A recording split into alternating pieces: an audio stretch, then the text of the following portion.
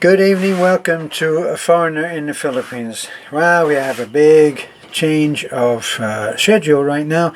After all that rushing around that we've been doing in the past weeks, gosh, it seems to have been forever, but all of that has finally come fairly much to a close.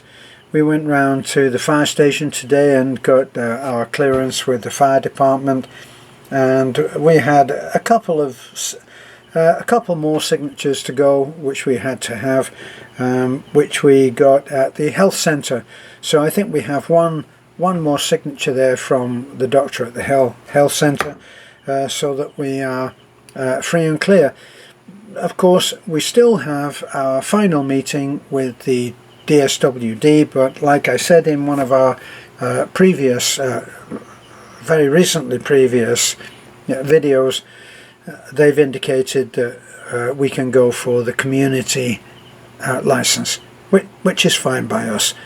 So we'll be hoping to have a change of pace, but we're also not just the change of pace as relates to our work. Obviously our work is making videos and handling our YouTube channel, which we are very much committed to do. As a byproduct, that has always been the mission, and our mission was always to help. So we're actually going to be doing that. We're going to be getting by. We're still waiting to dot the I's and cross the T's, as they say. Another terrible cliche, I know, but it came to mind. We will do everything that has to be done in order to avoid any future mess-ups like we've just waded our way through right now.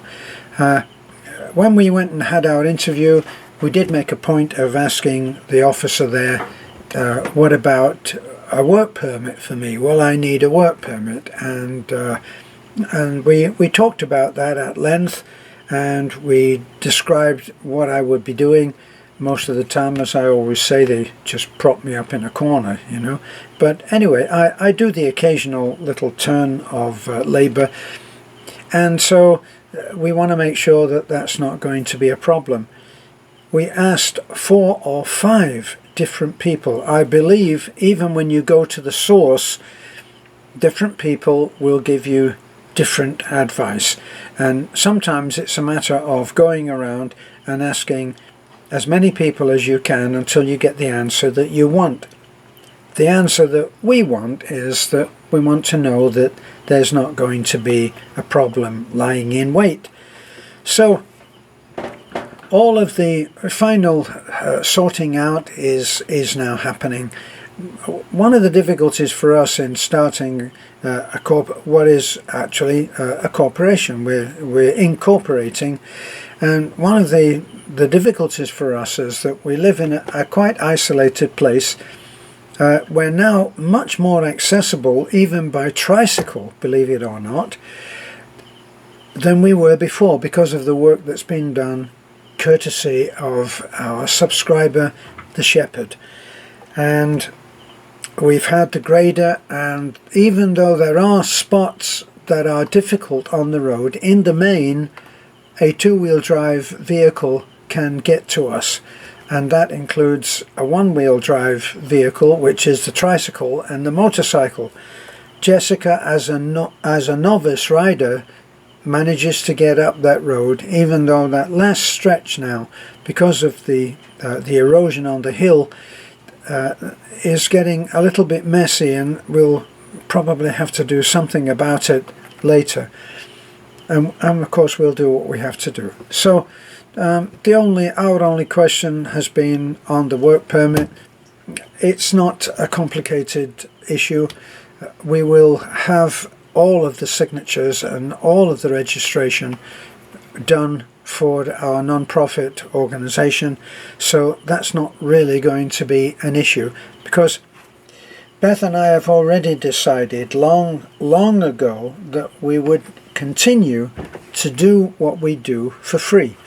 We don't take any pay, and we're going to continue to do that. So as I've said before on other videos, even when we're up and running fully as a non-profit organization, we will not take any pay.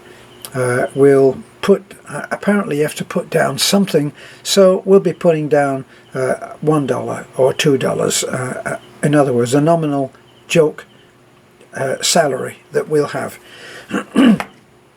So that has already been organized and decided.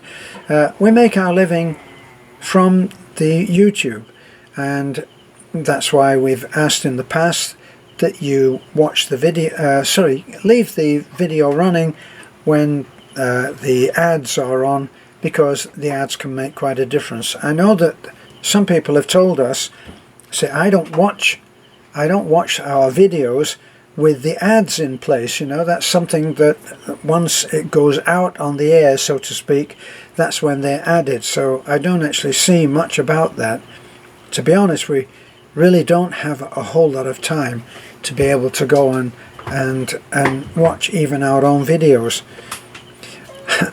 I just watched a video tonight where it was about a farmer in the Philippines, and that's right on my doorstep. It was our friend Julio. He lives in that little house by the bridge, and he was farming. He was ploughing with the carabao, which I watched that video taken by Talit, and I was charmed. Of course, it's got beautiful Bibi running around, and she is wonderful, as both of the kids are. One of the shy boys is there. I couldn't quite see who that was. I think it was Echo. Well, so we are in the process of trying to get things organized so that we can delegate some of what we do to others, and they of course will be paid. Now, in the past we've been accused of overpaying. When you think about, let me say a word on that, when you think about how low pay is in this country, out in the provinces, and the pay is quite low. So when it came to skilled workers, which we consider the Superman team, is we think for what they do and for the style of homes that they make, you wouldn't put them into the centre of Cebu, where things are being done to Western standards. You wouldn't put them there because that's not their scene. Everybody has his own skill, his own scene. And watching, we should really get one of those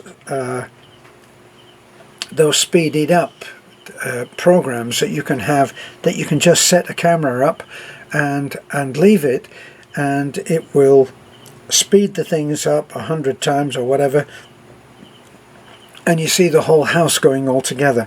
And if you could see that, you would see that the Superman team work, they just work like a well-oiled machine. Everybody knows exactly what he has to do, and they each get to it, and they work fast, and they get paid well for what they do. And we maintained that this was going to be the way right from the start, and we were always transparent on it. We never hid anything on that. And the reason is that we expect them to work fast and hard and long. So are they getting paid inflated wages? No, I don't think that they are. They're getting paid what they're worth. And this is yet another aspect of what we do, is to make sure that people are paid in a way which will encourage them to work hard and in a dedicated way, so that everybody wins. Now, people have said, when you do your grocery boxes, like we have subscribers who, we have one subscriber, Tita has adopted the blind man as her grandfather, and she sends enough money for us to be able to get a grocery box made up, and we take it to the blind man, and we make sure that he's okay. And that means he's an ongoing support, or we are an ongoing support, and he is the subject of our support. And what we do there, people have said, well, what you could do is you could go to a wholesaler and you could get all of those goods and you could get them at wholesale, and you get them for quite a few pennies off on each item. What we prefer to do is we prefer to go local, and we go to a sari-sari store, which is a vital part of the infrastructure of any community, is a good sari-sari store. Now, the sari-sari store that we go to, they do great volume in the sodas and stuff like that. Yes, I know that it's not healthy. I'm just telling you what is. But they also do feed for pigs, for chickens, for all of that. Plus, they sell rice in full bags, and they also sell all kinds of groceries. Now, we believe that man who is doing that is providing, yes, he's earning a living, and probably a good living, which he's entitled to, and he should be rewarded for doing that and supported. So we support local business, and we do that by going there, and we have a trust and honours. We have an honours agreement with him. We go there and we tell him 1,500 pesos. We want a box made up of groceries for one person with 50, and the bill must be no more than 1,500 pesos. Then we go away and he puts that in a box. Do we check every single thing that's in that box? No, we don't. It's an honest thing. We establish trust. We established with him that he would have regular income from us, because we don't just do that for one person, we do that for actually several. Well, before we were stopped from doing that kind of work, but we will be resuming very, very soon. Now, we support that man, and in doing so, we can delegate that part of something, of a service that we provide, with very little action on our part, very little labour on our part. We stop by. Most of the time we don't even have to get out of the truck. He comes over to us, we tell him 1,500 pesos, 1,000 pesos, 2,000 pesos, make it up for one person. Just the usual: coffee, canned goods, noodles, all of this stuff that will be eaten by the people that we give it to. It's basic stuff for a home that doesn't have a refrigerator, so it's different. And he takes that order and he makes that up, and we trust his judgment that he'll put enough coffee and enough canned goods and enough noodles and some washing powder for doing the laundry, maybe a tablet of soap, and maybe some toothpaste, whatever really would be needed by one person. And the guy is savvy and he does a great job. So we feel that that's good, and we feel it's better than going to a big place, a big supermarket like, say, Alturas, and getting our stuff there.